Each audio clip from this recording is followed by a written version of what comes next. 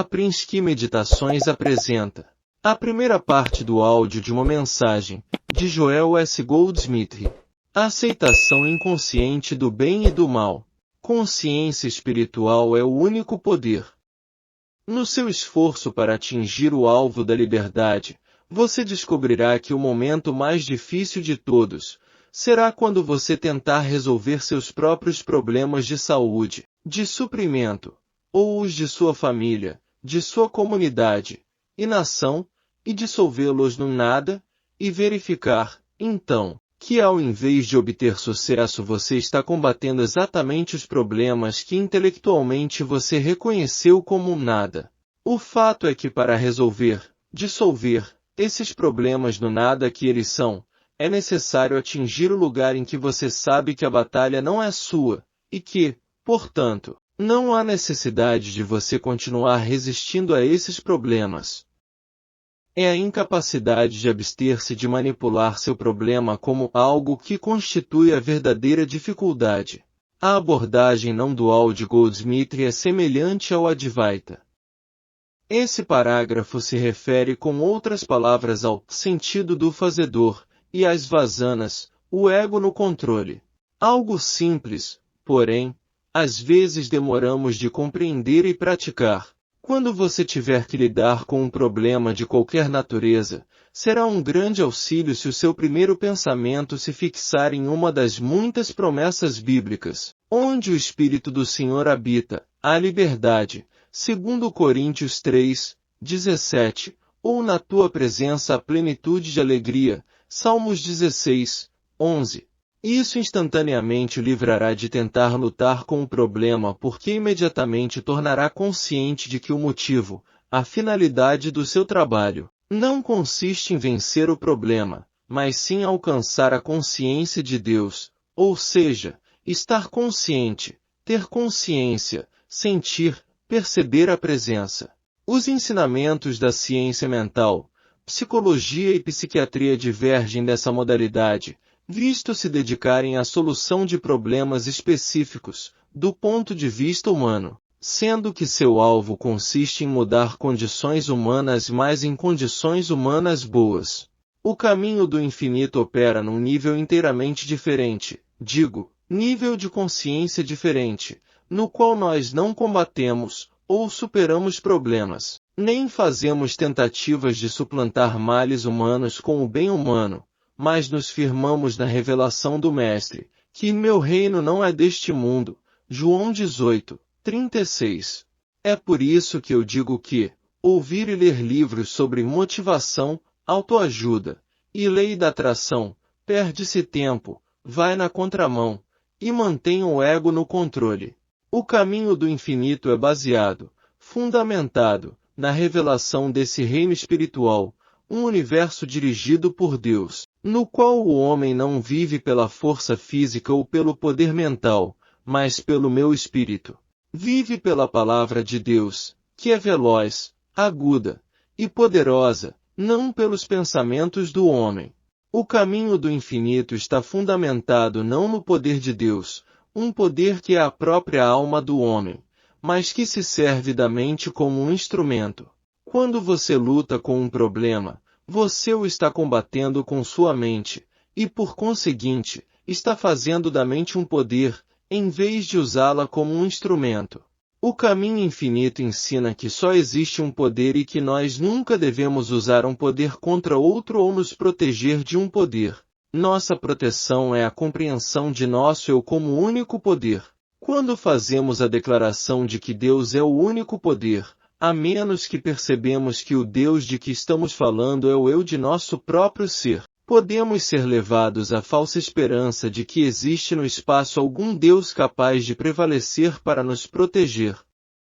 Não existe um Deus assim.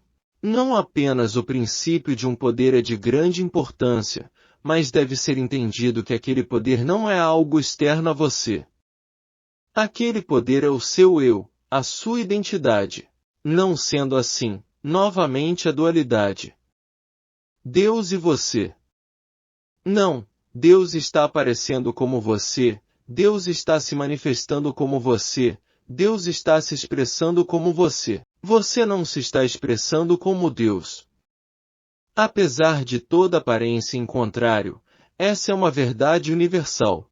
Só existe na realidade um poder e esse poder está incorporado em nossa consciência. Assim sendo, se estamos doentes, podemos ir dormir e acordar bons.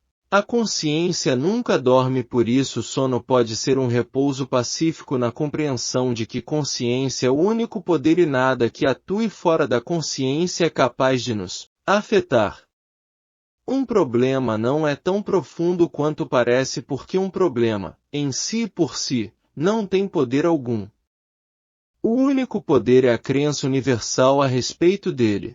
Quanto mais problemas encontramos, menos poder tem cada problema sucessivo, até chegarmos oportunamente àquele lugar onde um problema é apenas uma aparência e não desperta reação alguma em nós. Agora deve estar claro que problemas só existem por causa de nossa ignorância da verdade. Todo aquele que procura Deus para a solução de seus problemas está perpetuando o problema, porque Deus não é um poder que possa ser usado. O poder é a percepção da impotência da aparência. Não existe Deus algum protegendo quem quer que seja porque não existe coisa alguma de que ser protegido. Se queremos ser livres, temos que deixar este mundo e entrar no reino de Deus. Só na proporção em que podemos reconhecer a natureza impessoal e universal do erro e depois percebê-lo como um não-poder, só então estamos protegidos, e só então podemos executar o trabalho curativo. Não existe Deus e doença. Só existe Deus e tudo quanto nos acontece como pecado, doença, carência ou limitação é aparência. O reconhecimento desta verdade destrói a aparência. Assim como não existe Deus e você, não existe espírito e matéria. Acreditar em espírito e matéria é dualidade. Quando, através da mente descondicionada, você é capaz de ver que o espírito é a substância de todo ser, você não tem um poder atuando sobre outro. Você tem espírito como a única substância, aparecendo sob forma harmoniosa e espiritual. Nos tempos antigos, os homens acreditavam em Deus e no diabo.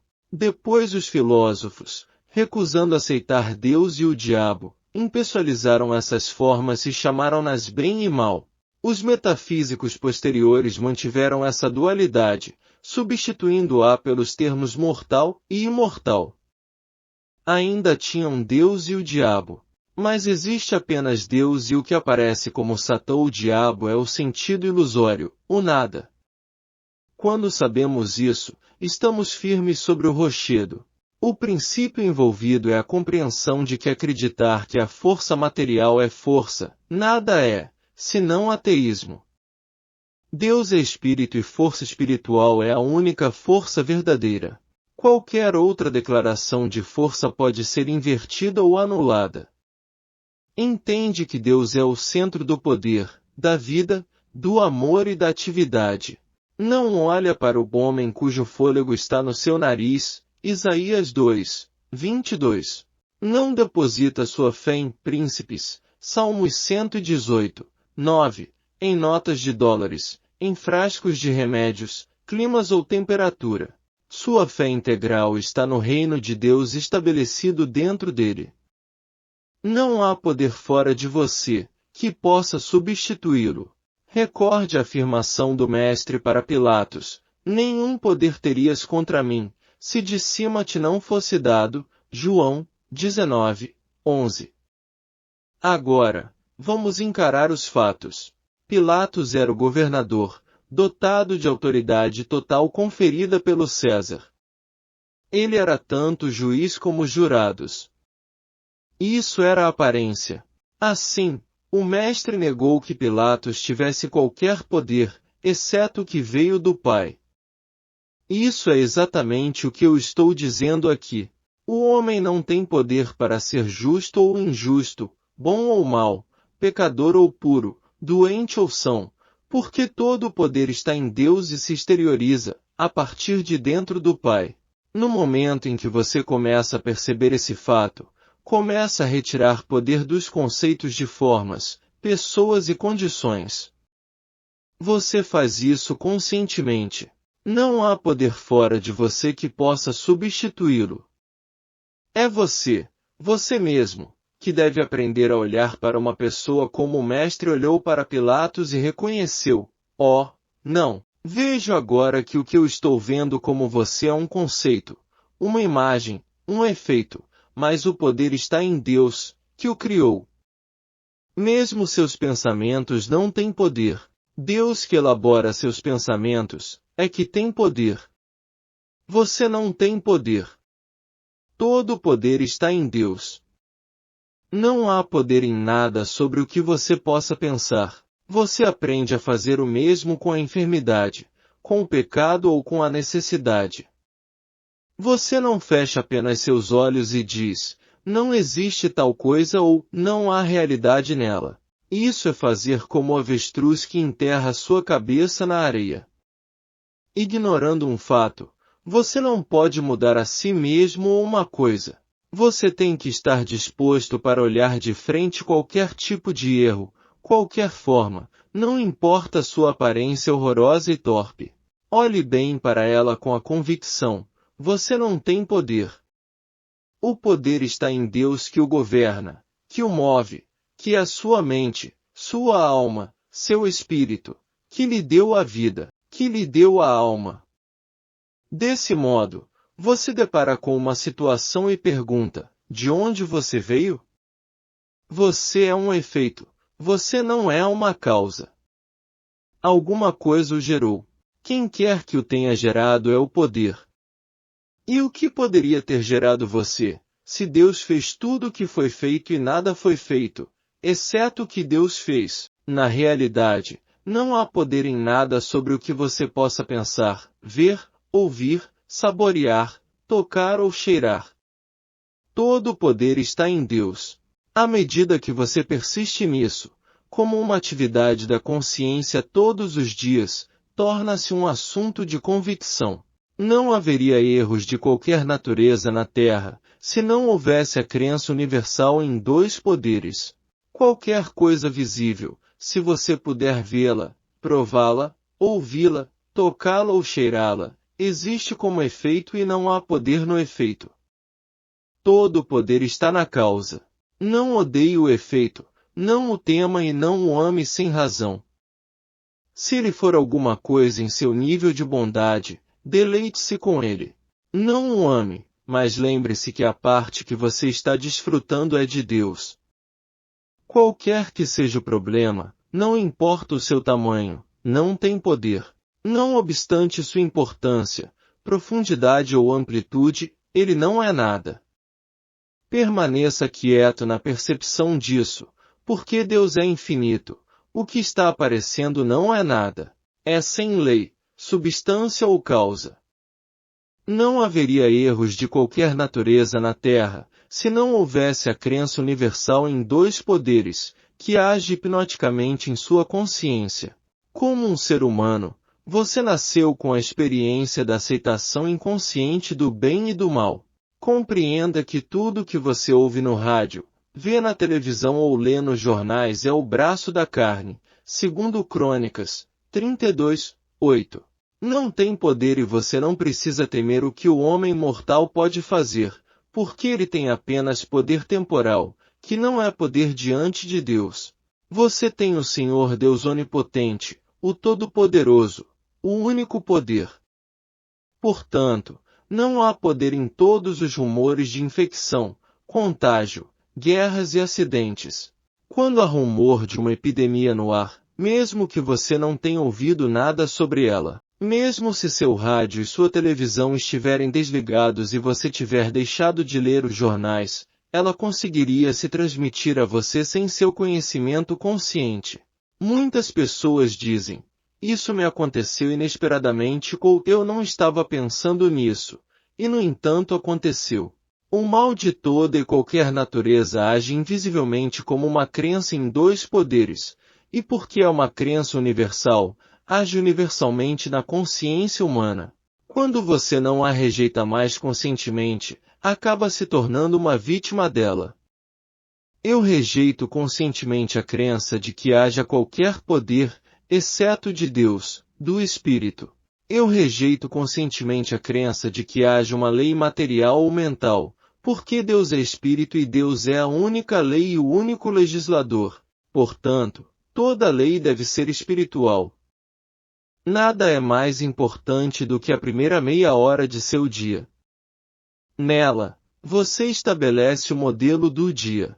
Negligenciando isso, você se torna uma parte da crença universal, permitindo qualquer uma ou toda a infinita variedade das crenças universais tocá-lo. Pela firme adesão à sua compreensão de um poder, você se separa da crença universal, coloca-se sob a orientação do Espírito e sobrevive a partir desse princípio maior da vida. Onde quer que você encontre os pares de opostos, o bem e o mal, ou você está tratando com a matéria ou com a mente. No exato momento em que você se elevar acima delas, você encontrará um nível de consciência no qual não há bem e mal. Há apenas ser espiritual puro, infinito, eterno, harmonioso. Essa é a vida como havia no Jardim do Éden, antes que a crença em dois poderes fosse aceita. Deus, a consciência divina, que é a sua consciência individual, está onde você se encontra. Porque Ele é onipotente, Ele tem todo o poder para fazer por você. Porque Ele é amor divino, é seu grande prazer dar a você o reino. Você precisa apenas permanecer na compreensão da presença de Deus, entendê-lo como aqui e agora. Então você terá a percepção mística de que nunca pode estar em qualquer lugar onde Deus não está. A individualidade humana é sempre limitada, sempre finita, consistindo, na sua maior parte, daquilo que aprendemos através da educação, da experiência pessoal, do ambiente e das influências hereditárias. Oculto atrás deste eu pessoal, contudo, está nosso eu verdadeiro. Há um outro ser, algo além da pessoa física e mental. Paulo denominou esse algo de Cristo, que realmente quer dizer o Filho de Deus, a identidade espiritual de nosso ser, a nossa realidade. Nós não escolhemos ser materialistas. Pelo fato de termos nascido numa era materialista, assumimos o caráter de consciência material. Toda doença, pecado, temor e a própria morte são impostos a nós. Todo erro tem sua base na crença universal que surge da aceitação de dois poderes. No nível material da existência, há dois poderes e um é usado para dominar o outro. No nível mental, o poder do pensamento ou o poder do raciocínio correto é usado para vencer o erro. Mas isso não é verdade no nível espiritual nele, há apenas um poder. Portanto, você deve reconhecer que o que se está apresentando a você não é nem presença nem poder, não tem lei, nem substância, nem atividade, nem realidade. Portanto, é necessário não resistir a ele. A limitação, finitude e negatividade apenas enquanto subsiste a crença no bem e no mal. Bem sei eu como é difícil contemplar os pecados, as doenças e os horrores do mundo e acreditar realmente que não disponham de poder. Todavia, se conseguirem aceitar e praticar esses princípios espirituais até que se transformem numa força viva dentro do seu próprio ser, então, ao testemunhar a sua primeira cura, compreenderão ter visto esses princípios em ação. Em outras palavras, na primeira vez em que forem instrumento de cura de si mesmos ou de outra pessoa, sem pedir a Deus que faça alguma coisa ou esperar que a verdade elimine o erro, mas apenas aceitando que Deus é o único poder e que não terás poder sobre mim, a menos que esse poder tenha sido dado por Deus, então se sentirão confiantes para ir sempre em frente, até conseguirem realizar grandes coisas. Quando não mais acreditarem no bem e no mal, não mais terão uma mente humana ou mortal. A limitação, finitude e negatividade apenas enquanto subsiste a crença no bem e no mal. A única coisa que precisa ser corrigida é a crença em dois poderes.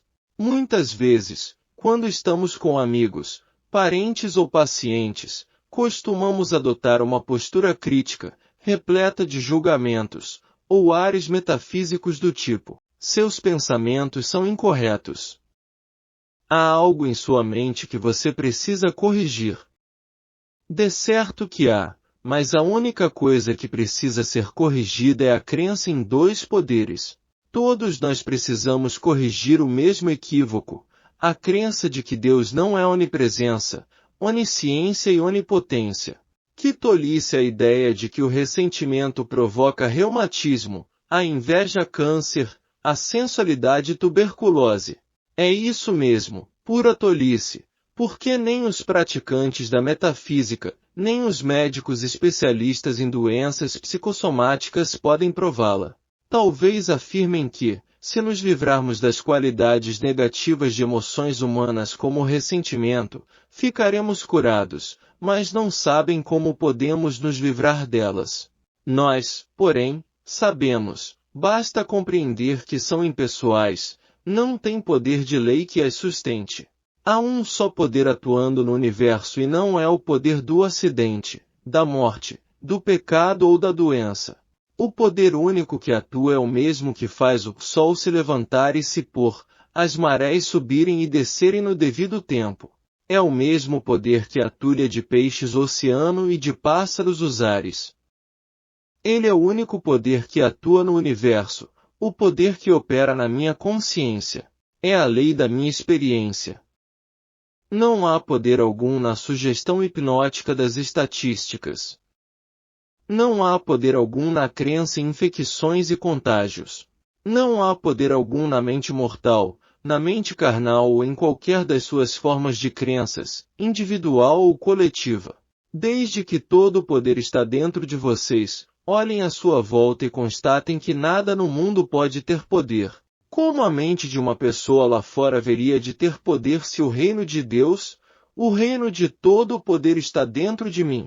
Como um micróbio haveria de ter poder se o reino de Deus está dentro de mim? Como poderia alguém, alguma coisa, alguma circunstância ou alguma doença ter poder quando todo o poder está em mim e flui de dentro para fora? Então, vocês estarão aptos a olhar para qualquer pessoa, coisa ou lugar e dizer: não terá poder algum sobre mim, a menos que venha do Pai Celestial. Jesus Cristo pôde dizer isso a Pilatos porque já reconhecera o reino de Deus, todo o poder interior. Nenhum poder exterior os perturbará, exceto se lhe der poder. Depois que essa grande verdade estiver estabelecida na sua consciência, como serão capazes de amar, odiar ou temer alguém ou alguma coisa? Como darão poder aos bons ou maus pensamentos de alguém? Ninguém pode ajudá-los com bons pensamentos, ninguém, com maus pensamentos, podem prejudicá-los. Nenhum poder exterior os perturbará, exceto se lhe der poder. É como temer uma sombra na parede e fugir dela porque se parece com um homem, às vezes com um brutamonte. Ora, é apenas uma sombra. Se o reino de Deus estiver dentro de vocês, então todo o poder também estará, e como Paulo, poderão dizer: nenhuma dessas coisas, nenhuma dessas pessoas pode ferir-me. Nem mesmo bombas haverão de fazê-lo. Nada do que está fora pode ofender-me porque tenho todo o poder dentro de mim. Nós não nos valemos de uma verdade desse tipo como uma arma a ser empunhada contra algum poder maligno. Apenas nos apegamos a ela e a usamos como um lembrete constante da verdade do ser. A partir daí, a verdade domina a nossa consciência e torna-se lei na nossa experiência. O Deus único é uma das maiores revelações de todo o ensinamento espiritual, e no entanto, mesmo no ponto mais alto desse ensinamento, essa revelação mal é mencionada. Não se trata meramente da afirmação de Deus como um, trata-se de uma revelação. Deus é a única presença, o único poder. Deus é a vida única que não precisa ser salva, a vida única que não precisa ser curada, a alma única que não precisa ser purificada. A substância única. A atividade única. Sendo Deus a substância única, não existe substância má, substância maligna, substância excessiva ou substância escassa. Por isso, não temos necessidade de palavras, de pensamentos ou de coisas com as quais mudar as substâncias. Se a nossa vida é ameaçada, rimos disso porque existe apenas uma vida, a vida de Deus. Só a nossa crença em duas vidas, a de Deus e a nossa, nos sujeita ao medo de perder essa última. Entretanto, no momento em que acabarmos de vez com a ideia de uma vida isolada de Deus, adentraremos a imortalidade e a eternidade aqui mesmo na Terra. Tragam para dentro da consciência as seguintes palavras: onipresença, onipotência, onisciência. Reflitam sobre elas, e toda vez que a evidência de alguma forma errônea de poder se apresentar a seus olhos, afirmem interiormente que essa forma enganosa de poder não pode ser verdadeira se a onipotência o é. Sempre que se sentirem tentados a recorrer a Deus para comunicar-lhe seus problemas, imediatamente pensem na palavra onisciência, conhecimento de tudo, sabedoria plena, e aceitem que Deus já sabe há muito tempo das suas necessidades e problemas. Qualquer igreja no mundo, independente de quão ortodoxa seja, concordará que Deus é tudo. Mas ao concordar que Deus é tudo, ela também concorda que há algo além de Deus. Na abordagem metafísica, as pessoas estão, até mesmo, mais dispostas a concordar que Deus é tudo, mas também tem algo além de Deus e este algo é um pedido ou uma crença. Ambos veem algo que não é o todo de Deus. O cristão ortodoxo, com seu todo de Deus, está se livrando de um pecado ou doença. O metafísico, com seu todo de Deus, está se livrando de uma crença ou pedido. O nome mudou, e talvez a mudança do nome tenha ajudado a diminuir nosso medo dele. Parece ser muito mais fácil tratar de um problema ao saber, bem, isto não existe como uma condição, é simplesmente uma crença, uma sugestão ou imagem. Mas, você vê que, mesmo neste reconhecimento, há ainda o todo de Deus e algo. Agora, andemos um passo à frente e cheguemos ao todo de Deus e nada. Atingimos este estado de consciência, não ao declarar o todo de Deus, mas ao entender a inexistência daquilo que chamamos de nada. Assim, nossa integridade espiritual se manifesta em nossa habilidade de não se opor ao erro, de não se declarar contra ele nem de construir uma parede mental contra ele, mas em responder com um despreocupado. E daí? Outros podem encontrar uma linguagem mais elegante com a qual dizer isso, mas ainda quer dizer, e daí? Sempre soubemos que Deus é a essência de tudo que aparece. Sempre soubemos que Deus é a fonte de toda a provisão. Então, onde este ensinamento difere de outros ensinamentos? Em parte, nisto, Deus é a sua consciência, em vez de algo aqui fora ou lá em cima. Este é o verdadeiro âmago da mensagem do caminho infinito. Sua revelação mais importante é a de que Deus não é algo muito distante, Marcos 1, 14, 15, mas a de que Deus é a sua verdadeira consciência. Quando você compreender isto, você terá descoberto o segredo da vida. A partir daí, tudo se manifesta, se demonstra e se revela. Sua própria consciência aparece como o seu eu, como a sua alegria, a sua prosperidade e o seu sucesso, como a sua felicidade, o seu lar e como todos os seus relacionamentos, sociais, financeiros e comerciais. Deus é a verdadeira essência, a lei e o princípio daqueles que você pode acreditar serem inimigos. Se você puder encontrar Deus como consciência, e mais especialmente, se puder encontrar Deus como a sua consciência, então, descobrirá Deus aparecendo em todas as formas que Deus assume: marido, esposa, amigo, empregado e até mesmo inimigo. Note as minhas palavras, até mesmo o seu inimigo. É por isso que você tem de amar os seus inimigos tão profundamente e sinceramente como ama os seus amigos, Porque Deus é a verdadeira essência, a lei e o princípio daqueles que você pode acreditar serem inimigos. Realmente, eles não são seus inimigos de forma alguma. Inimigo é um conceito falso que você nutre de alguém. De fato, a maioria de nós nutre conceitos falsos uns dos outros e do mundo. Isso é muito difícil de entender, se pararmos para pensar sobre o que estamos vendo no universo. Para começar, Deus fez tudo o que foi feito e qualquer coisa que Deus não fez não foi feita. Tudo que Deus fez, no entanto, é bom. Portanto, se o que estamos vendo não está à altura desse padrão, não é porque há algo de natureza errônea no mundo, mas porque nós, individual ou coletivamente, estamos nutrindo um conceito falso acerca da criação e acerca de nossos semelhantes. Neste trabalho, não estamos tentando apenas adiar uma data numa lápide, não estamos tentando simplesmente dar a você um corpo saudável por alguns dias, por algumas semanas ou por alguns meses. Não estamos aqui para ajudá-lo a aumentar sua provisão em $10 por semana, em 100 ou em 1000. Nosso trabalho é revelar a você que Deus é a sua vida imortal, e portanto, a sua vida não está sujeita à morte, acidente, pecado ou doença. Nosso trabalho é manifestar que Deus é realmente onipresente.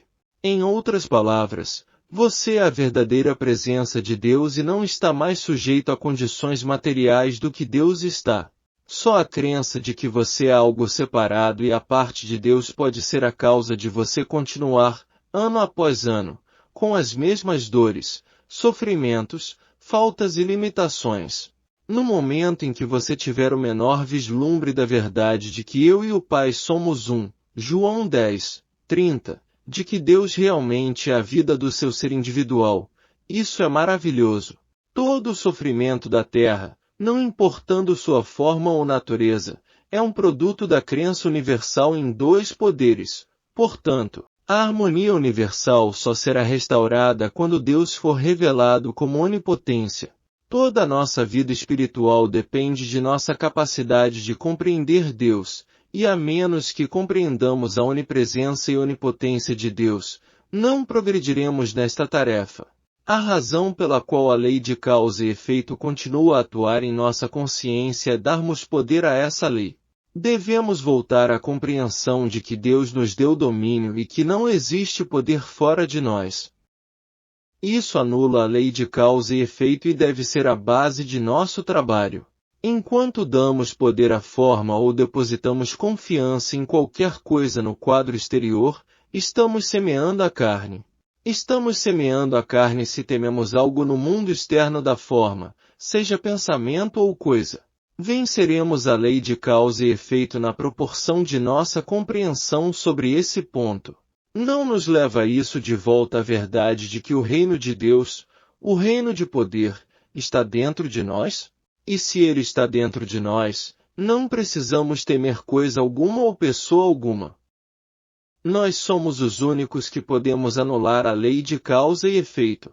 Começamos a fazer isso no momento em que reconhecemos que Deus nada tem a ver com o bem ou o mal de nossa experiência. Quando soltamos Deus e passamos nosso tempo percebendo que superar nossos problemas é superar a lei de causa e efeito. A responsabilidade está diretamente sobre nossos ombros. Deus nos deu domínio.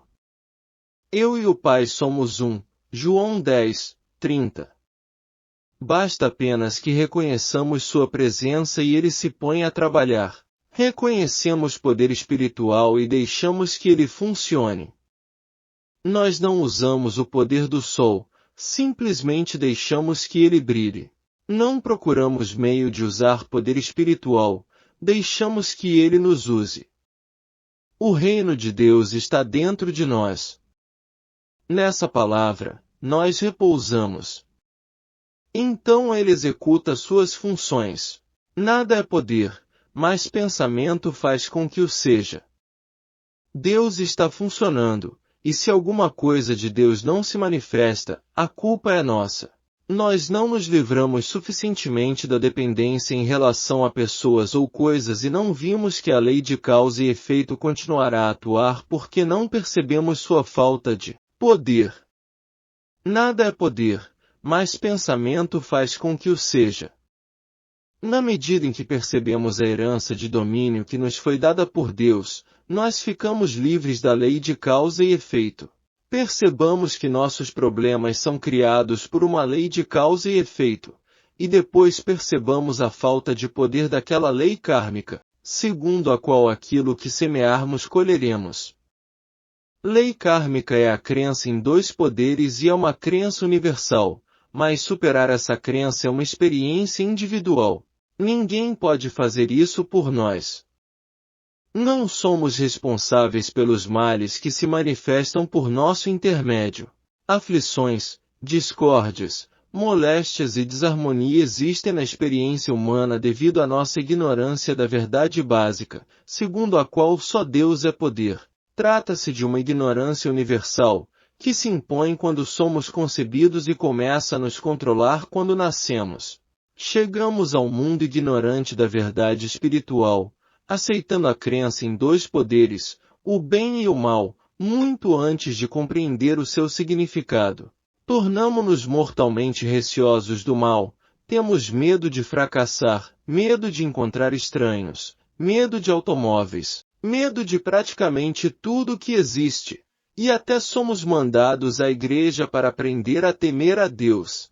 Ninguém é pessoalmente responsável pelos pecados, pelas doenças, pelas carências ou pelas limitações que ocorrem no âmbito de sua experiência. Pensamentos errôneos não engendram essas coisas, nem a inveja, o ciúme ou a malícia. Não as produzimos a cobiça, a cupidez, a ambição desenfreada.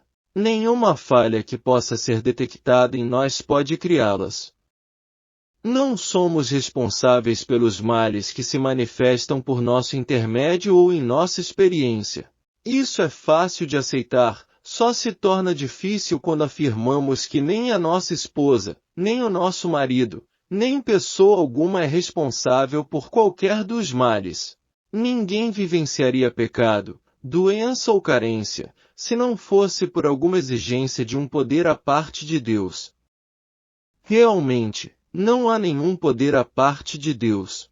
Então, por que há pessoas que estão sempre doentes? Por que sempre morrem pessoas?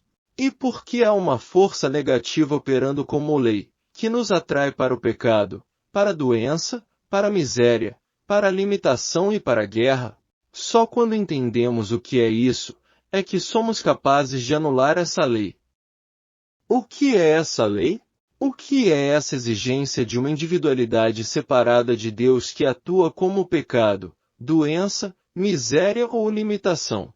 Realmente é o nosso poodle branco que se nos apresenta através da sugestão hipnótica ou da crença universal. Onde começou, não sabemos.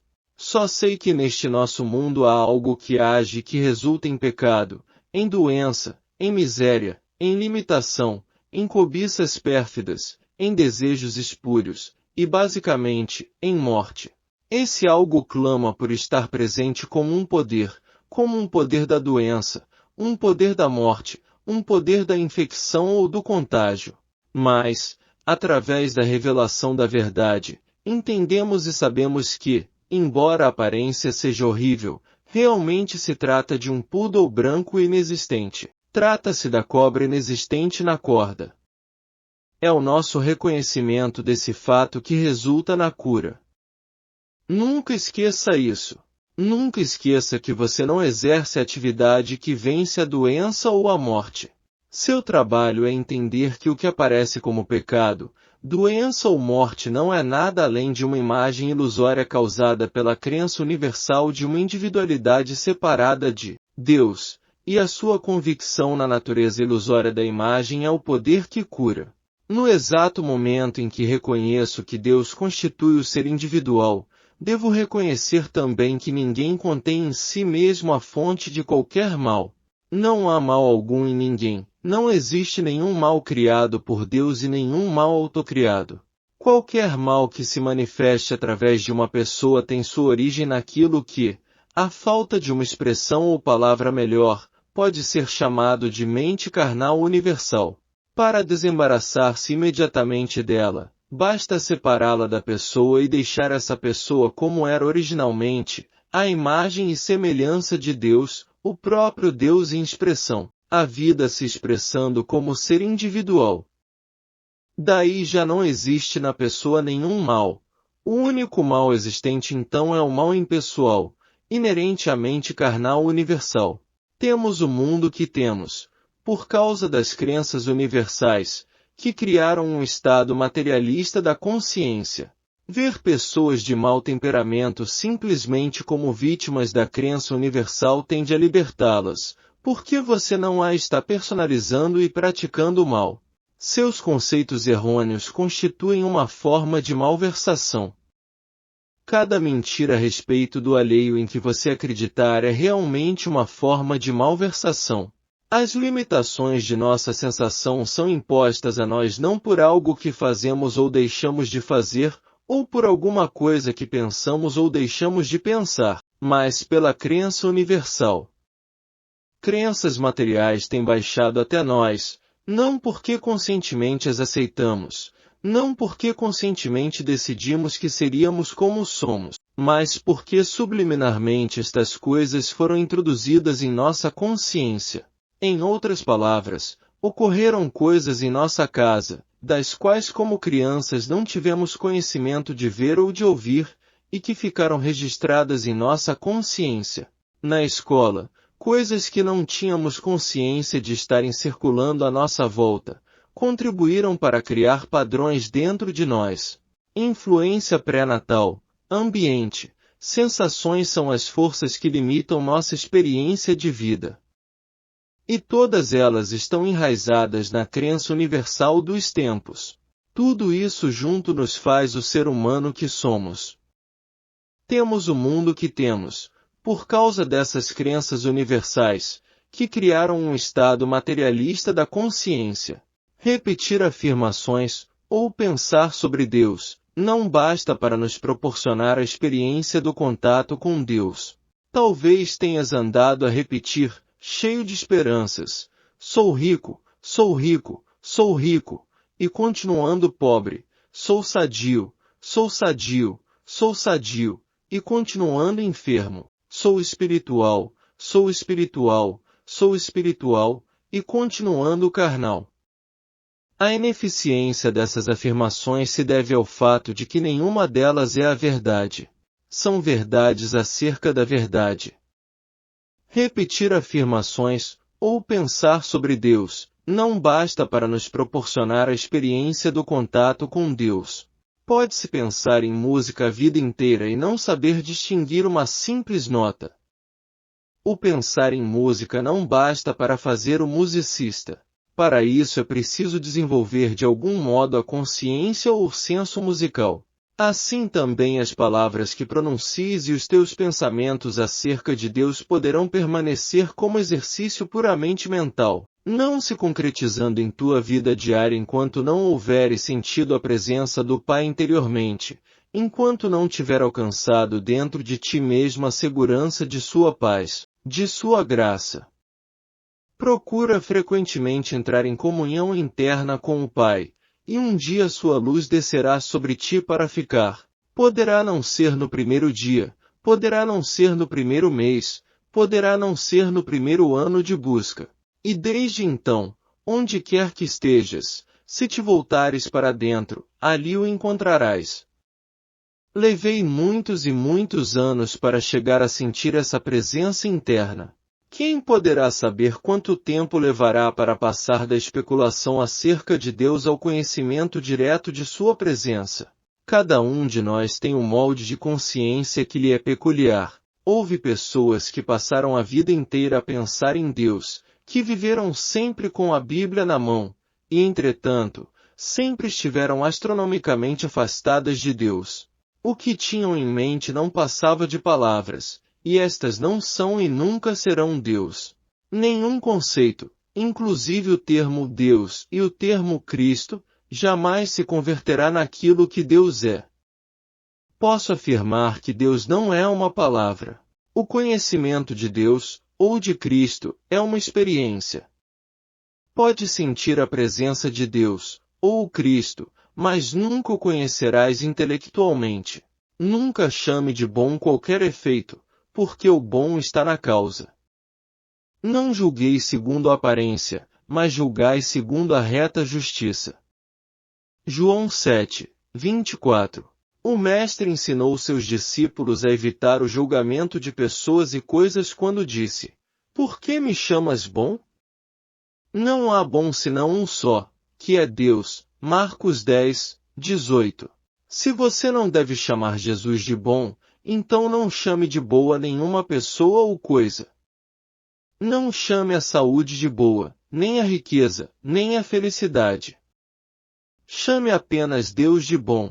Nunca chame de bom qualquer efeito, porque o bom está na causa. É também falso olhar para alguma coisa e chamá-la má. Ela não é boa nem má. Não tem poder positivo nem poder negativo, porque todo o poder está em Deus. No momento em que você puder tirar poder positivo e poder negativo de um efeito, você obedeceu ao ensinamento de Jesus em 2 pontos. Você não está chamando de boa uma pessoa, mas está chamando bom a Deus. E não está temendo o mal de Pilatos, porque está reconhecendo Deus como o único poder. Assim, você afastou o bem e o mal do efeito e agora tem todo o poder em Deus. Não olhe para qualquer mal, chamando-o de mal, porque isso é julgar apenas pelas aparências. Não há meios de se fazer um julgamento justo pelas aparências. Não olhe para o que parece ser uma boa condição, julgando-a boa porque não é. Sua única bondade está em Deus. Não olhe para qualquer mal, chamando-o de mal, porque isso é julgar apenas pelas aparências. Você não tem conhecimento do que jaz atrás das aparências, de modo que é uma questão de exercitar-se a si mesmo, ser capaz de olhar para as aparências humanas tanto do bem como do mal e dizer, nem eu o julgo. Nem declaro que você é bom ou mal. Direi que você deve ser espiritual, porque Deus criou tudo que existe e Deus é espírito. Este último ponto é muito importante, porque a cura do caminho infinito é praticada nessa base. Se quisermos julgar com justiça, eis a verdade, Deus é a vida e a vida é eterna. Eis a verdade. Mas se hoje eu fosse dizer a você que está bem ou mal de saúde, que tem integridade ou não, eu estaria julgando pelas aparências. Eu não conheço a realidade sobre você. Conheço apenas a aparência que você está apresentando. Recusando o julgamento, nem condenando nem o julgando, percebo que nada conheço sobre você, exceto que você é Deus que aparece como um ser individual. Eu não sei se você é bom ou mal, se está doente ou com saúde, mas que você é Deus aparecendo, e nisso insisto. Tudo que Deus é, você é. Tudo que Deus possui, você possui. Deus constitui seu ser. Eu não posso ver isso com meus olhos. Com meus olhos, posso apenas julgar pelas aparências. Fazer um julgamento justo dá a você domínio sobre seus conceitos. O julgamento justo é a compreensão de que Deus é a realidade do ser individual.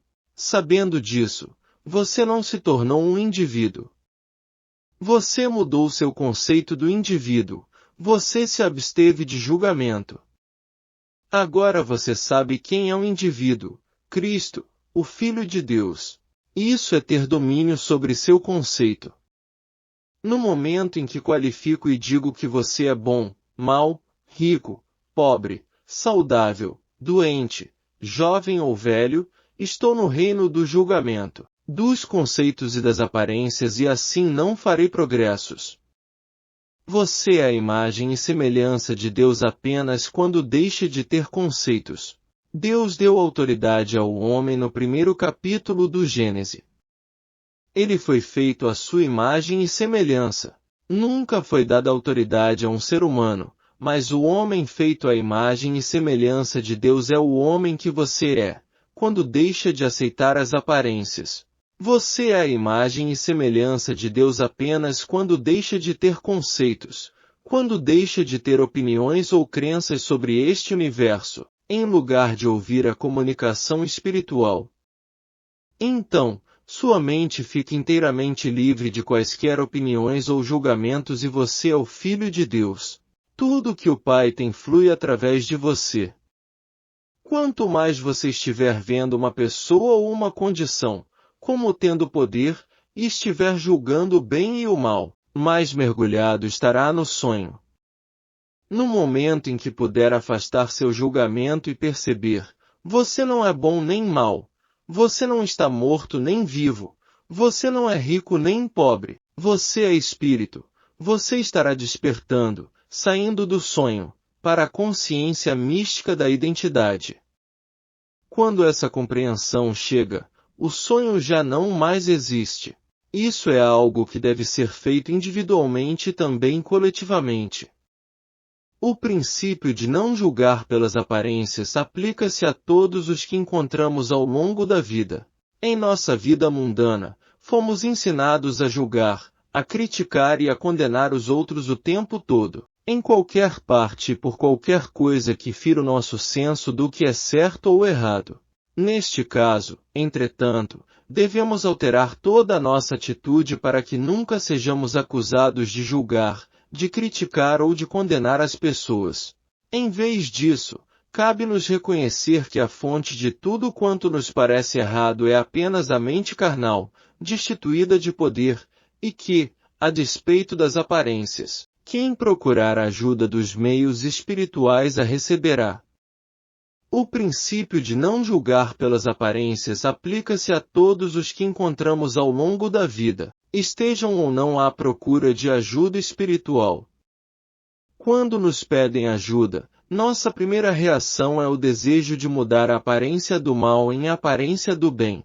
Entretanto, se quisermos viver espiritualmente, precisamos nos compenetrar de que o objetivo do ministério espiritual não é mudar doença em saúde. A saúde é temporária, e a que temos hoje poderá converter-se em doença amanhã, na próxima semana ou no próximo ano. A finalidade do ministério espiritual não é condenar publicamente o mal e tentar fazer o bem. Seu objetivo é, antes de nada, ensinar-nos a desprezar as aparências boas ou más e manter-nos atentos ao caminho do meio, compenetrados de que precisamente onde parece encontrar-se o bem ou o mal, o que existe é a realidade do espírito. A má aparência de hoje poderá converter-se em boa aparência amanhã, e como bem sabemos, toda boa aparência pode logo tornar-se má. Um dia de paz na Terra pode ser apenas a pausa momentânea que precede outra guerra. A saúde perfeita de hoje não passa de uma condição temporária que os micróbios ou o envelhecimento poderão mudar. Vistos humanamente, estamos como que num carrossel, sempre a rodar, rodar, rodar. Estamos sempre a oscilar como um pêndulo, entre a doença e a saúde, entre a pobreza e a riqueza, entre a guerra e a paz, para trás e para frente, sem chegarmos a parte alguma. No meu reino não há pares de opostos. Meu reino é um reino espiritual, onde nada é tocado por influências contraditórias. Meu reino é dirigido e protegido pelo divino princípio, ou Deus, que a tudo mantém e sustenta. No meu reino não há trevas. Essa declaração parece dar a entender que as trevas sejam alguma coisa má. No entanto, quando alcançamos o terceiro grau, teremos chegado à estatura espiritual do salmista, que disse: as trevas e a luz são a mesma coisa para ti. Trevas e luz são uma coisa só. Aos olhos de Deus não há diferença entre elas. No reino espiritual não há luz nem trevas, há somente espírito, uma luz que não tem semelhança alguma com o que conhecemos como luz. Luz, em sentido espiritual, é consciência iluminada, não por uma luz, mas pela sabedoria. A expressão eu era cego e agora vejo não se refere a cegueira ou falta de visão física. É um modo figurado de declarar que estávamos na ignorância, mas agora alcançamos a sabedoria. Frequentemente se representa a ignorância por trevas e a sabedoria por luz, mas, na realidade, não há trevas nem luz para aqueles que vivem acima dos opostos. Requerem-se meses, e às vezes anos de experiência espiritual para se compreender que no meu reino trevas e luz são a mesma coisa, e que neste reino não procuramos mudar as trevas em luz, ou livrar-nos das trevas para obtermos a luz.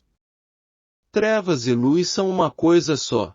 Alcançar essa concepção representa grande salto para qualquer pesquisador, mas para o ignorante da sabedoria espiritual e não treinado em metafísica e misticismo, é salto ainda maior, um salto quase impossível, conceber ou aceitar a ideia que doença e saúde são a mesma coisa.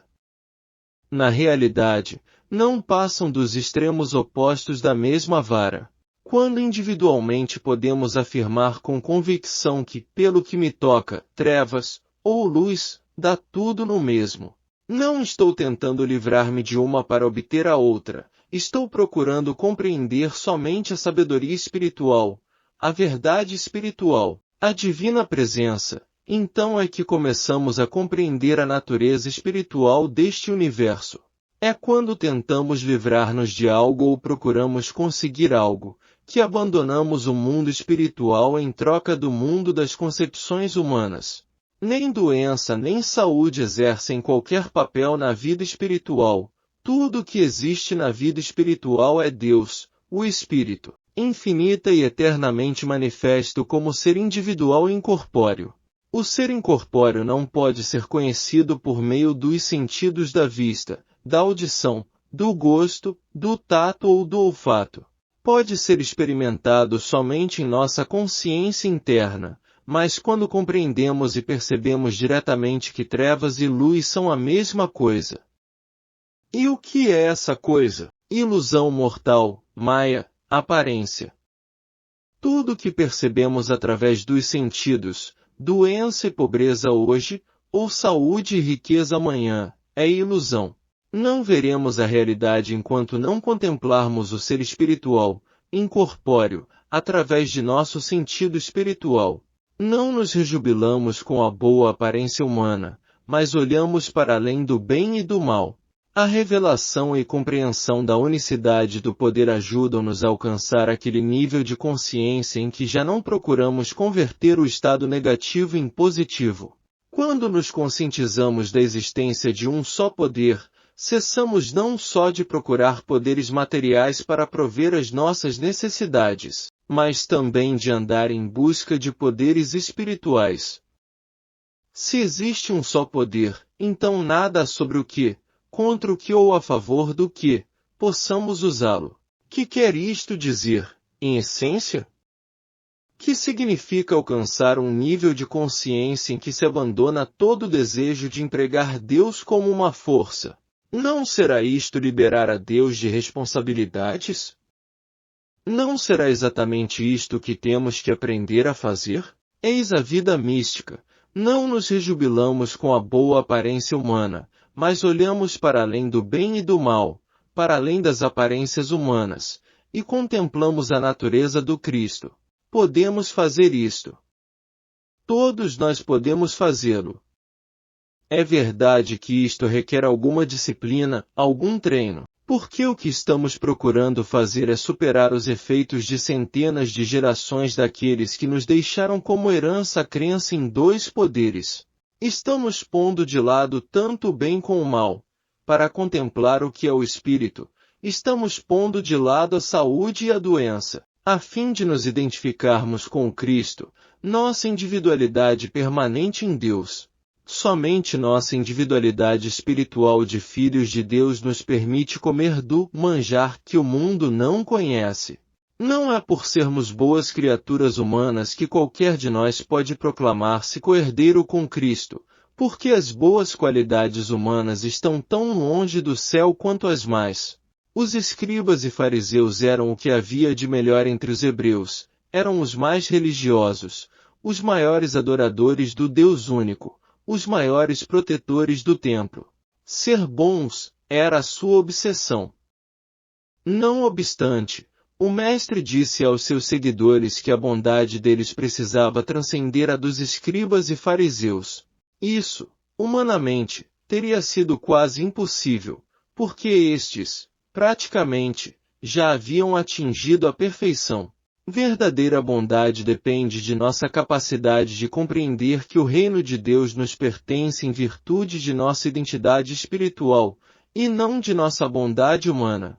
Isso implica em sermos bastante corajosos para lançar fora os pensamentos relacionados com todas as nossas maldades do passado e do presente, e ao mesmo tempo, todos os pensamentos referentes à nossa bondade, e não em condenarmos o mal que tenhamos feito e tomarmos a nosso crédito o bem que tenhamos praticado, e afirmarmos somente a nossa identidade espiritual em Deus. Nesta ligação com Deus, descobriremos que somos um com Ele, que somos co-herdeiros com Cristo de todas as riquezas celestes. Mas enquanto pensarmos que os nossos maus caminhos estejam nos mantendo afastados dessas riquezas, ou que o bem que pratiquemos esteja nos aproximando delas, estaremos em caminho errado. Tão longe da luz está o que crê que algum pecado, alguma desgraça temporária ou algum erro por ação ou omissão o separa de Deus, quanto aquele que acredita que sua bondade humana lhe esteja granjeando a graça de Deus. Ninguém alcança a graça de Deus apenas por sua bondade humana. A graça de Deus se alcança pela realização da identidade espiritual. Em reconhecendo nossa identidade espiritual, seremos espiritualmente bons sob todos os aspectos. Não há meio de se saber como essa bondade corresponde à bondade humana, mas a integridade espiritual vem somente através de nossa conexão com Deus, não como consequência de nossas boas qualidades ou de nossos sacrifícios ou esforços pessoas. Nossas experiências humanas do passado e do presente, tanto boas como más, constituem um sonho mortal, mas, em nossa alma, somos o ser de Deus, isto é, somos criaturas divinas. Em nossa luz interna, somos filhos de Deus. Nas profundezas de nosso ser interno, somos um com Deus, e temos um manjar que, embora possamos não ter conquistado ou merecido, recebemos por herança divina. O mundo inteiro está tentando se livrar do pecado e da doença como se fossem realidades. Dizer que o pecado e a doença são irreais não significa que eles não existam. Não significa que não há algo que aparece como pecado ou doença, mas significa que essa aparência não tem nenhuma das qualidades da realidade. O significado da palavra irrealidade, neste sentido, não é a definição comumente aceita da palavra. Ela é usada aqui como é usada em filosofia. A palavra realidade, neste sentido, significa aquilo que é permanente, aquilo que é eterno, aquilo que é infinito, aquilo que sempre é e sempre será. Neste sentido da palavra, você entenderia instantaneamente a natureza irreal da doença. Houve um tempo no qual a doença não existiu, e haverá um tempo no qual ela não existirá. A doença não é real, porque não tem nenhuma essência para mantê-la ou sustentá-la. Ela existe só num sentido finito, num sentido falso, da mesma forma que 2 vezes 2 igual a 5 existe, não como realidade, não como uma entidade ou identidade, mas como uma aparência, uma crença ou uma ilusão ou como um sentido falso de matemática. Isto é de importância vital para nós, porque o mundo inteiro está tentando se livrar do pecado e da doença como se fossem realidades, como se eles tivessem uma existência real. O clero está tentando curar pecadores e remover o pecado. O mundo médico está tentando eliminar a doença, e muitas vezes se sai bem. Mas este não é o nosso trabalho, nem o nosso mundo. Meu reino não é deste mundo. João 18, 36. Se nós, como metafísicos, abordarmos o assunto do pecado e da doença como se eles existissem como realidade, e como se esperassem que fizéssemos alguma coisa quanto a eles, ou usássemos algum poder ou força para removê-los, estaríamos no mesmo nível de consciência que o mundo material ou mental. Agora, lembre-se que o trabalho espiritual não está nesse nível. Você encontrará no livro Spiritual Interpretation of Scripture e em outros escritos do Caminho Infinito uma exposição completa da natureza do erro, e especialmente, da natureza da crença material e mental tão diversas da realidade espiritual. A medicina alivia as dores, mas não traz uma saúde verdadeira. Devemos extrair um poder maior daquele que é encontrado no corpo ou nos pensamentos humanos, que nos dê a felicidade, a harmonia e a paz que são direitos nossos de nascença. Tal poder está disponível para todos, pois ele já faz parte do nosso ser. Na verdade, é a parte maior do nosso ser, como um iceberg, que mostra apenas uma parte de si fora da água. Assim os poderes humanos do corpo e da mente não representam senão uma parcela de nossos poderes e faculdades. O que ajuda a chegar a uma percepção real da irrealidade do erro e perceber por que ele é irreal. O que é que o torna irreal? Ele é irreal porque em si e por si mesmo nunca foi nada. O treinamento se inicia pela nossa reação diante dele, não ao fazer algo pelo erro, mas ao desenvolver nossa reação diante dele até podermos olhá-lo e dizer, obrigado, sombra. Tudo isso nos leva ao ponto no qual não há nenhuma resistência mental ao erro. Por essa razão, esse trabalho diverge totalmente de muitos ensinamentos metafísicos. Estamos evoluindo para o ponto de não resistência ao erro. Quando chegamos a este ponto do pensamento, no qual não começamos a negar a sombra, mas onde conhecemos a irrealidade de todas as formas de pecado, doença e morte, e sabemos que eles, em si e por si mesmos, não têm poder e não podem fazer nada a ninguém, a não ser no grau de nossa reação diante deles, chegamos ao Cristo. Suponhamos, por exemplo, que você vê um diamante, e ao olhá-lo, você o toma por uma imitação. No entanto, durante todo o tempo ele é um diamante. Onde está a imitação? Em nenhum lugar, não há nenhuma imitação. O que você está chamando de imitação representa um conceito finito ou falso de um diamante perfeito. Você aceita o seu conceito da imitação como verdade, até que um avaliador de diamante avalia a pedra e confirma que é um diamante. O que acontece com a sua imitação? Nunca houve uma imitação, a pedra existe agora e sempre existiu um diamante. Sua imitação desapareceu. Mas, de onde ela desapareceu, já que nunca teve qualquer existência?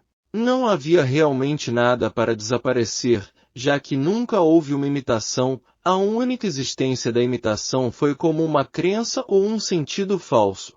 Quando você pede ajuda, a ajuda que está pedindo deve ser ajuda para ter a coragem de ignorar as aparências. A palavra fé é pervertida quando se torna fé em alguma coisa ou alguém, mesmo em Deus. Não pode haver fé em pessoa alguma ou coisa alguma, em conceito algum ou ideia alguma. A única fé verdadeira que existe é a fé que confia em Deus para dirigir seu universo sem qualquer ajuda do homem. Eu sou não precisa de fé porque eu sou matem a si próprio, e portanto, não precisa de ajuda.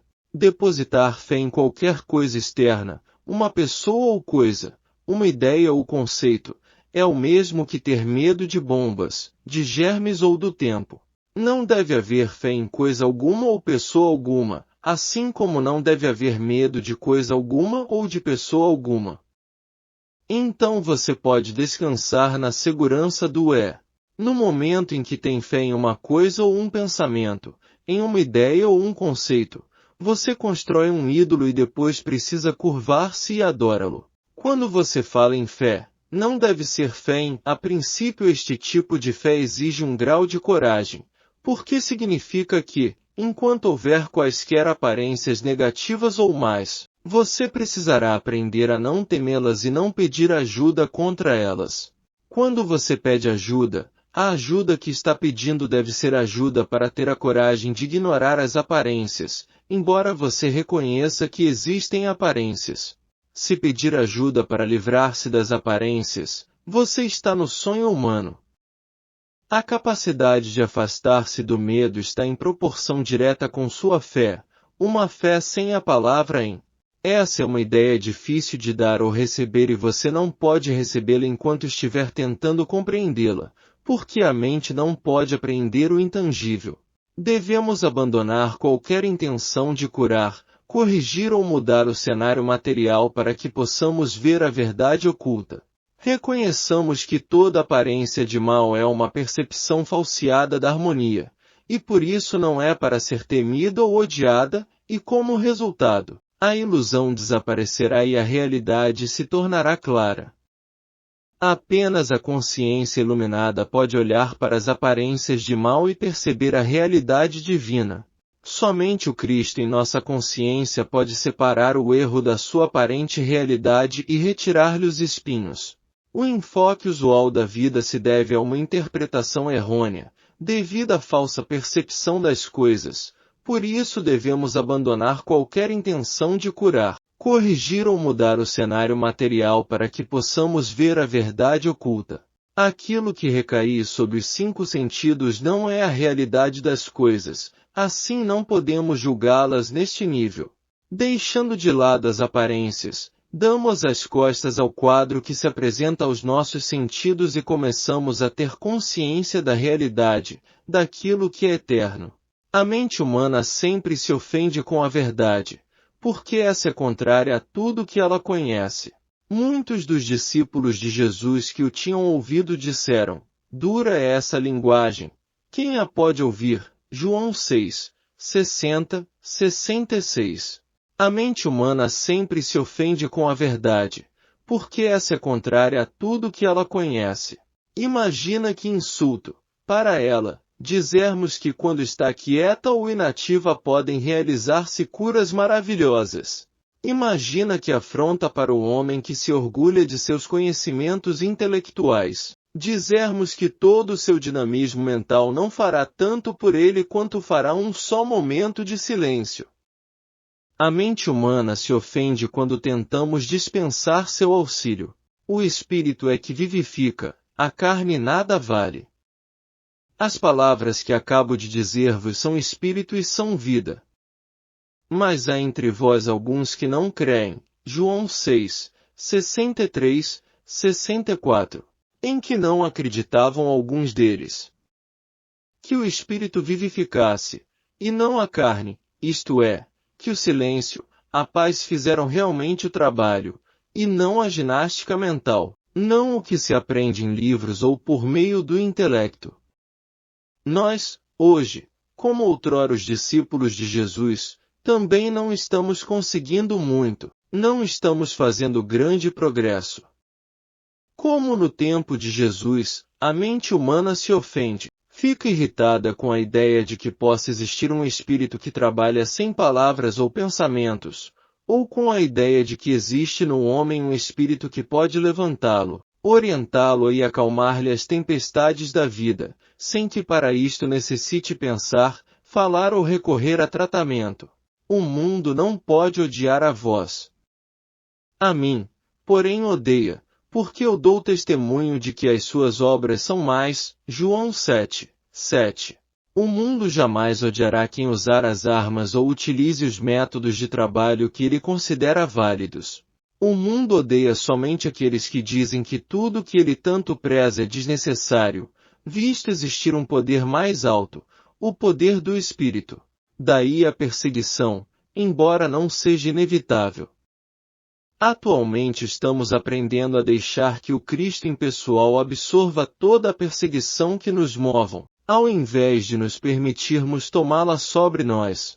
Aceitamos a perseguição, ou tomamo-la sobre nós, quando cremos que a mensagem que apresentamos seja de nossa propriedade particular. Cada um de nós deveria, em vez de aceitar essa perseguição, conscientizar-se do seguinte: Esta verdade não é minha, mas de Cristo. Se alguém odiar-me por isto, que seu ódio recaia sobre ela, e não sobre mim, porque eu estou apenas mostrando o que o Mestre ensinou sobre a presença de Cristo e o poder de aquilo que constitui nosso verdadeiro ser, o Consolador no íntimo de cada um. Se o mundo quiser odiar essa verdade, que a odeie. Este é o segredo do Mestre, o segredo da paz que excede todo o entendimento. Filipenses 4, 7. O segredo da paz que é poder. A consciência espiritual é a percepção do indivíduo como um ser de Deus, que tem apenas a mente de Deus e o corpo do Espírito. A consciência material é o sentido finito e enganador que considera o homem e o universo limitados, como bons e maus. A consciência espiritual é a percepção do indivíduo como um ser de Deus, que tem apenas a mente de Deus e o corpo do Espírito. A consciência espiritual não supera nem destrói a matéria ou as condições materiais, apenas sabe que tais condições não existem, pelo menos da forma com que nos são mostradas pelos sentidos finitos. Ela traduz para nós as aparências, revelando-nos a verdadeira natureza das coisas que estão presentes. A mente é um instrumento que pode ser usado tanto para o bem como para o mal. A mente pode ser usada para nos ajudar, e a outros, construtivamente, como também pode ser empregada para destruir todo o mundo, destruindo-se a si mesma junto com ele. A força da mente humana pertence ao nível tridimensional.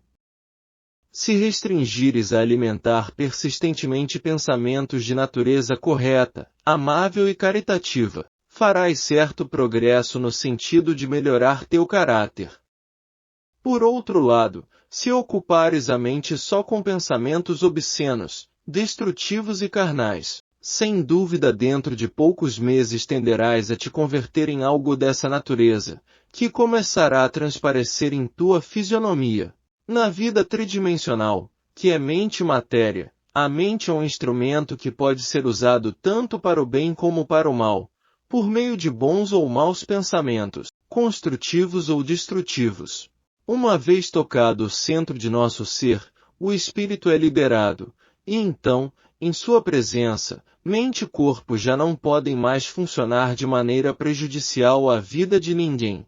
Matéria e mente tornam-se servos ou instrumentos sempre construtivos. O corpo passa a ser governado pelo espírito, e a mente, cuja função natural é o pensar, passa a ser empregada pelo espírito, o pensador cujos pensamentos são espirituais e eternos. Precisas aceitar Deus em tua mente e em teu corpo. Se quiser que Ele te governe o corpo, lembra-te de que terá de ser através da mente. Quando entrares em meditação, deverás estar disposto a receber Deus em tua mente. E não creias que Ele atuará sobre o teu corpo por outro meio que não seja a tua mente. A não ser através desta, isso não acontecerá. Terás que te entregar a Deus em tudo o que fizeres, pondo tuas aptidões a serviço dele. Não poderás ter o seu governo sobre uma parte de tua vida com exclusão do resto. À medida que refinamos nossas qualidades mentais e manifestamos mais paciência, mais gentileza, caridade e perdão, estas qualidades se refletirão sobre nossa experiência humana.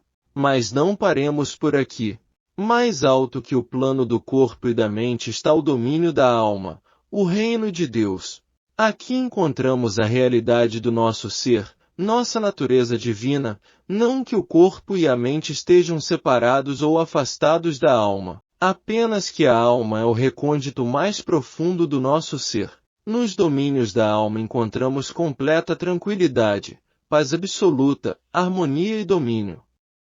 Aqui não encontramos nem bem nem mal, nem dor nem prazer, apenas a alegria de ser. Estamos no mundo, mas não pertencemos a ele, pois não mais vemos o mundo dos sentidos como aparenta ser, mas, tendo despertado nosso sentido espiritual, nós o vemos como ele é. Vemos a realidade através das aparências. Quando nos tornamos espectadores, Não olhamos a vida com ansiedade pelo que esteja para acontecer. Contemplamos o que Deus está fazendo. Algumas vezes os estudantes da ciência espiritual não se sentem felizes com o desinteresse pelas coisas do mundo, que surge quando prosseguem na busca. Sentem-se como se estivessem perdendo algo de valor. Seus tesouros de arte, seus animais de estimação e os velhos amigos já não lhes são tão importantes. Passam a encarar o mundo, o corpo e mesmo a vida, mais objetivamente. Perdem muitas emoções que constituem grande parte da vida humana. Enquanto avançam pelo caminho espiritual, são reorientados quanto aos valores humanos, e assim não sofrem muito com os aspectos negativos da vida humana, mas também não se alegram tanto com as coisas boas, como outrora. As emoções ou sentimentos mundanos já não entram tanto em sua vida de rotina. Em compensação, há vantagens que ultrapassam em muito as perdas. Quando nos tornamos espectadores, não olhamos a vida com ansiedade pelo que esteja para acontecer. Contemplamos o que Deus está fazendo. No caminho espiritual, ao acordar pela manhã o espectador se compenetra de que este é o dia de Deus, este é o dia que o Senhor fez, e pergunta-se a si mesmo, que experiências me trará hoje a atividade de Deus?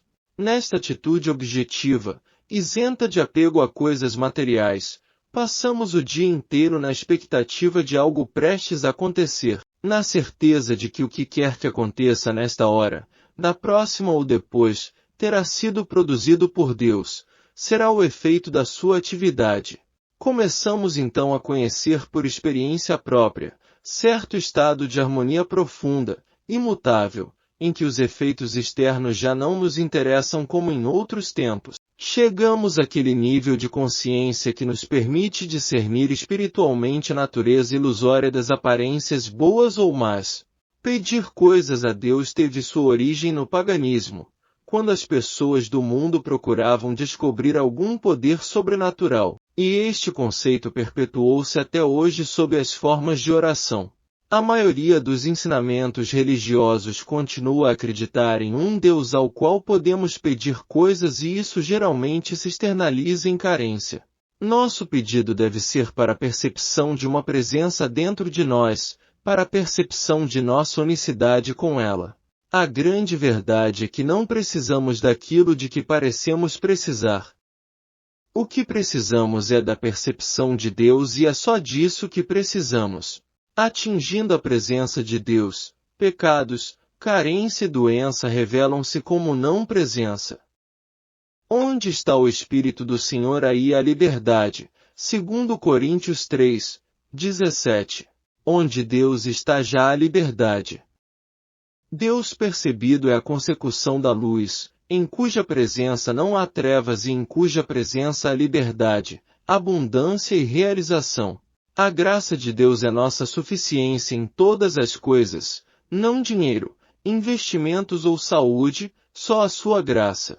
Quando reconhecemos que Deus é a inteligência infinita deste universo, e que essa inteligência é responsável pelo fato de os pêssegos serem oriundos de pessegueiros, e os tomates, de tomateiros, quando compreendemos que o Sol, a Lua e as estrelas não funcionam senão de acordo com o plano dessa divina inteligência, então estamos em condições de abandonar nossa absurda pretensão de falar com Deus ou pedir-lhe coisas que julgamos necessitar, só então é que podemos iniciar o estabelecimento, em nosso íntimo, de uma verdadeira atitude de oração, confiando em que Deus conhece de antemão as coisas que necessitamos. No momento em que houver em sua mente um pensamento de obter ou receber, mesmo de Deus, você está de volta, mais uma vez, ao estado de mortalidade.